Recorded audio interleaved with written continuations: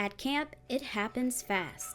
A camper becomes the shy one, the bossy one, the difficult one. And once labels stick, expectations shrink. But what if the behavior you're correcting is actually a strength in disguise? What if bossy is leadership, waiting for direction? What if quiet is focus? What if too much energy is enthusiasm without structure? The difference isn't the camper, it's the lens. Most staff aren't negative, they're just untrained in how to spot strengths before spotting problems. Inside the Ready, Set, Support Summer Series, leaders learn how to guide structured conversations that help staff reframe behavior and build belonging.